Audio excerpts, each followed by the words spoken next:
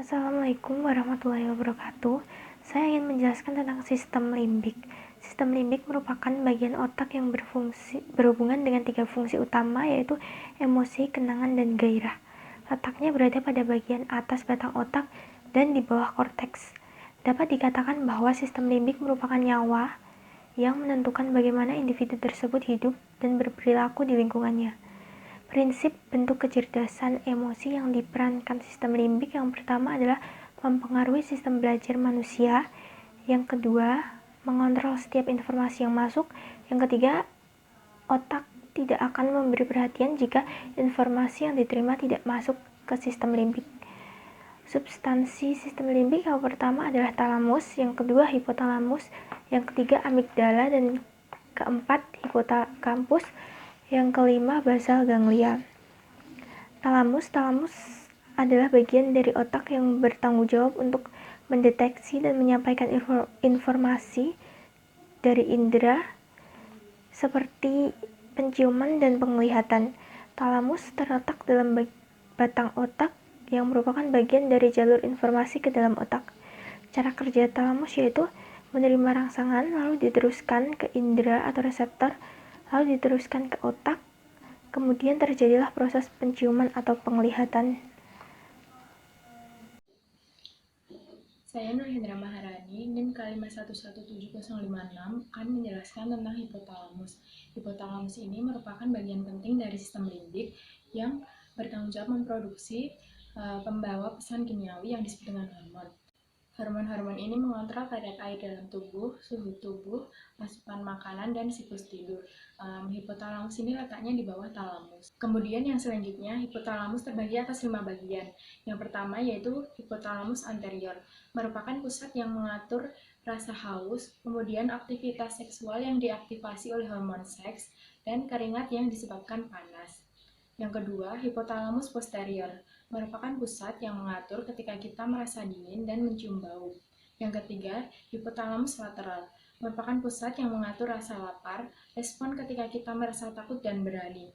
Di bagian hipotalamus ini terdapat banyak neuron yang berhubungan langsung dengan bagian inti sel hipotalamus. Yang keempat, hipotalamus ventral berfungsi mensintesis beberapa hormon untuk dikirim ke bagian tonjolan akson yang akan dilepaskan ke dalam darah dan disampaikan di hipofisis anterior. Kemudian yang terakhir, hipotalamus ventromedial merupakan pusat yang mengatur ketika kita merasa kenyang. Cara kerja dari hipotalamus ini dari hormon, kemudian ke otak atau hipotalamus lateral, kemudian responnya berupa selanjutnya yaitu amigdala. Amigdala ini tuh adalah sekumpulan syaraf yang berbentuk seperti kacang almond. Amigdala ini berfungsi dalam pengolahan data sensorik dan ingatan atas emosi, di mana emosi yang ditangkap oleh amigdala ini akan dirasionalisasikan oleh salah satu komponen dari sistem limbik yang lain yang dinamakan sebagai korteks prefrontal. Ketika amigdala mengontrol emosi, korteks prefrontal ini akan mengendalikannya dalam proporsi yang seimbang. Nah, amigdala juga membantu dalam pengembangan kenangan, terutama yang berkaitan dengan peristiwa emosional dan keadaan darurat.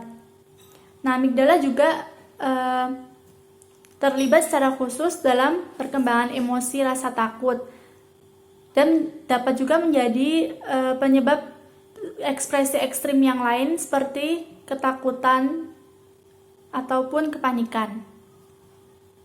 Nah, amigdala ini tuh berperan besar dalam membentuk kepribadian seseorang. Jika amigdala bekerja dengan baik, maka baik pula sistem yang lain.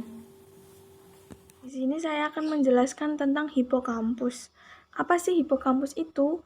Hipokampus merupakan bagian dari otak besar yang terletak pada lobus temporal.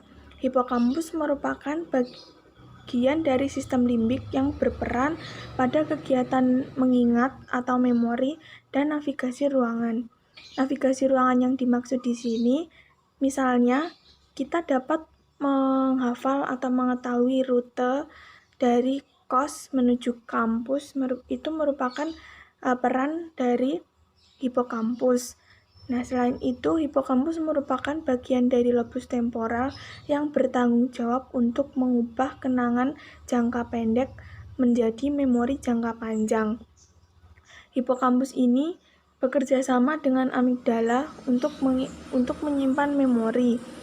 Nah, psikolog dan ahli syaraf sepakat bahwa hipokampus memiliki peran penting dalam pembentukan kenangan baru tentang peristiwa yang dialami. Nah, sebagai contoh, misalnya kita pada hari ini mengunjungi suatu tempat wisata. Nah, kegiatan yang kita lakukan pada hari tersebut akan menjadi kenangan baru yang tersimpan dalam memori otak kita. Kerusakan pada hipokampus ini akan menyebabkan seseorang kehilangan ingatannya atau yang biasa disebut dengan amnesia. Selanjutnya, saya akan menjelaskan mengenai basal ganglia atau ganglia basal pada sistem limbik. Bagian ini memiliki fungsi untuk mengkoordinasikan gerakan otot di dalam tubuh, sehingga fungsi koordinasi di dalam otak sangatlah membutuhkan basal ganglia.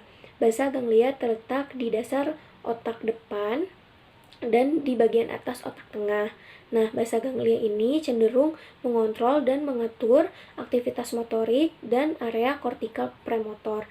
Area kortikal premotor adalah korteks motorik yang terletak di lobus frontal otak. Kemudian, saya akan menjelaskan mengenai struktur utama dari basal ganglia yang terdiri dari putamen, caudatus, dan globus pallidus. Nah, teman-teman bisa lihat di gambar yang di samping bahwasannya putamen terletak di bagian tengah berwarna ungu, kemudian yang bentuknya seperti ekor itu dinamakan caudatus, dan letak dari globus pallidus sendiri berada di antara putamen dan talamus. Nah, di tengah-tengah yang berwarna pucat itu dinamakan globus pallidus.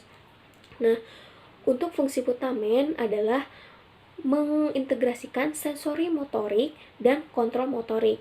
Kemudian fungsi caudatus adalah mengintegrasikan informasi dengan formulasi perilaku motorik, dan untuk fungsi dari globus pallidus sendiri adalah menyampaikan pesan atau informasi ke talamus melalui neurotransmitter gamma aminobutyric acid atau neurotransmitter GABA. Nah, teman-teman harus tahu kalau misalnya ada disfungsi pada basal ganglia akan ditandai dengan kondisi neurologis seperti gangguan kontrol perilaku dan pergerakan yang dialami atau terdapat pada gangguan sindrom Tourette atau kita sering menyebutnya dengan tic syndrome.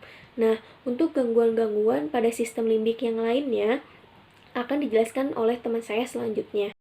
Tadi teman-teman sudah menjelaskan tentang sistem limbik beserta fungsi-fungsinya. Dari situ kita jadi tahu kalau sistem limbik itu ternyata memiliki peran yang sangat penting untuk kita.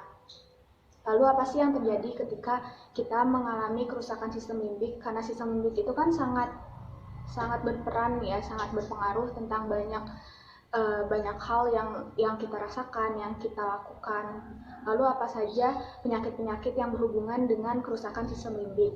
Dari yang paling asing ya, ada namanya psikofisis-Korsakoff. Ini tuh terjadi ketika ada defisiensi B1 di otak.